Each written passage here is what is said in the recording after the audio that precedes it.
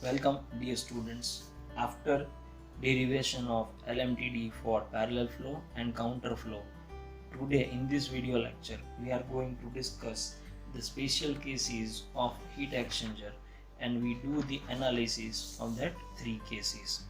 So we start with the first cases.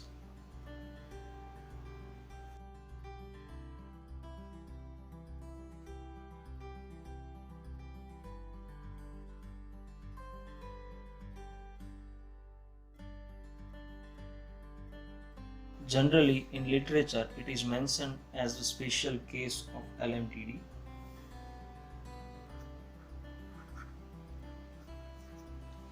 So, in this case, when the situation is occurs like the theta 1 and theta 2 having a same value, or we take as a theta. So, here the simple meaning is that the temperature difference at inlet and the temperature difference at outlet are same.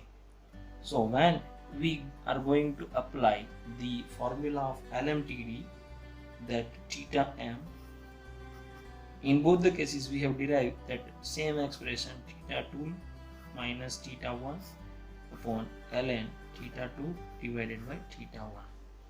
So when we are going to put down the value that theta 1 and theta 2 are equal, so we get here it is 0, theta 1, theta 2 minus theta 1 is 0, as well as we get ln 1, and we get the 0 by 0 form, which is indeterminate forms.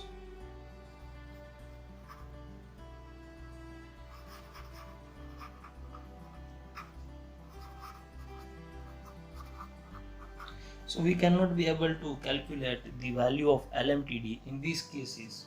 So for this case, we need to apply.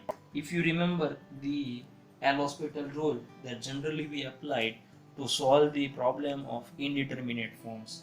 So similarly, here we also apply the L'Hospital rule.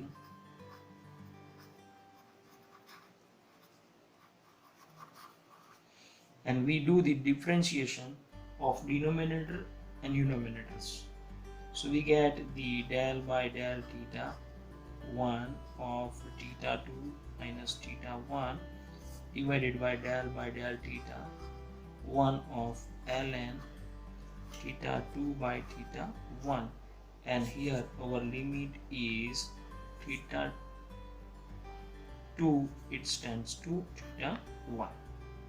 So finally we get, when we do the differentiation and we put it down, the theta 1 equals to theta 2, we get this as a 1 upon 1 by theta 1. So our answer comes as theta 1, and from this expression we can say that theta 1 is similar to the theta 2, which is equals to theta. So in this case, where the temperature difference at inlet and outlet between the hot and cold fluid is the same, then you can be able to calculate the rate of heat transfer using any one of them, that is theta 1 and theta 2, and both having a value of same, or generally we take as a theta. So our Q becomes UA theta 1, which is equals to UA theta 2, or we can write as UA theta. So this is a special case. Now we are going to discuss the LMTD for condenser and evaporator. So if you remember the temperature distribution diagram of condenser, then the hot fluid temperature remains a constant and the cold fluid temperature progressively increases. So I plot again the temperature distribution diagram. So here I am taking the area or length on x and the temperature on the y-axis. So for hot fluid, the temperature is constant at inlet and outlet. So this is a TH1 and here it is a TH2, and the cold fluid temperature progressively increases. So the TC1 becomes a TC2 as it passes through the heat exchanger. So here our theta 1 becomes the TH1 minus TC1 and theta 2 is becomes a TH2 minus TC2. But here the TH1 having the value of TH2, so we can consider as only TH. So in this way, using the formula that theta 1 minus theta 2 upon ln theta 1 by theta 2, which is having a value of logarithmic mean temperature difference. So using this formula, you can be able to calculate the LMTD for condenser. Now we discuss the next, that is the evaporator. So again, I plot the temperature distribution diagram for evaporator. So in evaporator, the cold fluid remains at constant temperature in between inlet, the TC1 and TC2, and the hot fluid temperature is progressively decreases. So I am taking the temperature higher at inlet, that is TH1, and progressively it is decreases, so it becomes a TH2, and this is our theta 1, and here we have a theta 2. So using these two expressions, let me write the theta 1 equals to the TH1 minus TC1. Similarly, theta 2 is TH2 minus TC2. Here again we need to consider that TC1 and TC2 are having the same value, and using this expression we can be able to calculate the LMTD for evaporator. So this is the temperature distribution for evaporator.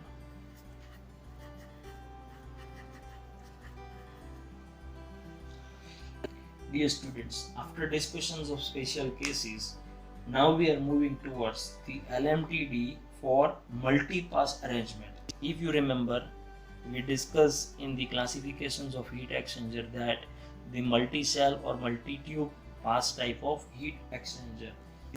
In the case of the single pass, we can calculate the LMTD using this formula, but whenever the fluid is passing through the heat exchanger more than one time from cell side or tube side, then it is difficult to predict the LMTD using this formula.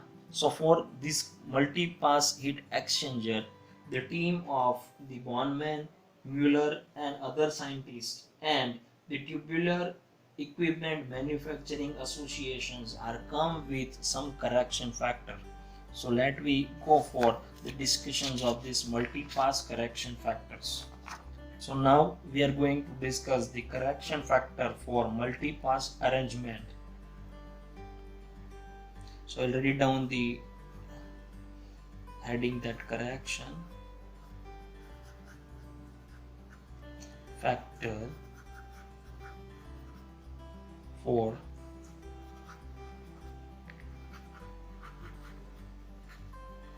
multi-pass heat exchanger.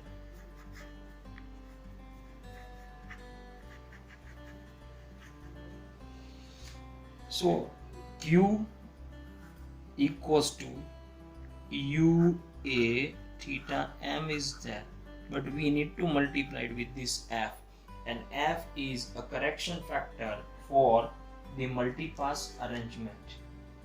So now we discuss that how we can able to calculate this F. So F is, so this F correction factor is depends on the two parameter, that is one is indicated by R and another is indicated by P. R is the capacity ratio and P is the temperature ratio. Now we discuss R and P in detail. So R is known as the capacity ratio, or it is also known as a heat capacity ratio. So R is defined as the ratio of product of mass flow rate and the specific heat of fluid, and it is a dimensionless parameter. So it is write as M into C of minimum divided by M into C of maximum. So we know that for the balance, So we know that for the balance heat exchanger, the MCCC into TC2 minus TC1 equals to MHCH in the bracket TH1 minus TH2. So R having the value equals to TH2 minus TH1 divided by TC2 minus TC1. So we can write that R is the temperature drop of hot fluid divided by the temperature rise of cold fluid.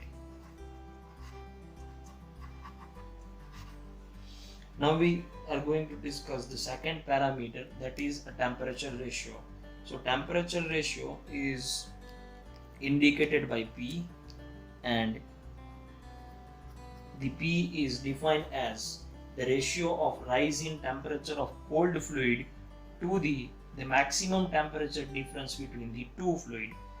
So the rise in temperature of cold fluid is TC2 minus TC1, and the maximum temperature difference is a TH1, that is maximum, and the minimum temperature is TC1.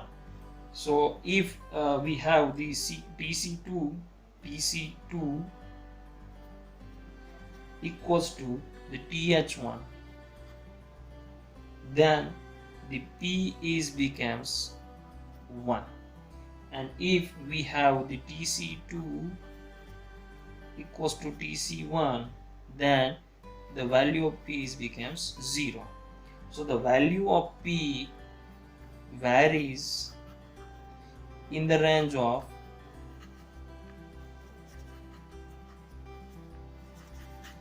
0 to 1.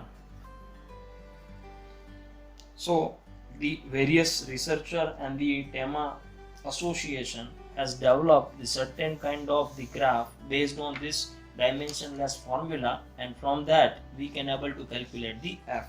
So now we are going to observe that graph. So here I am taking a sample graph.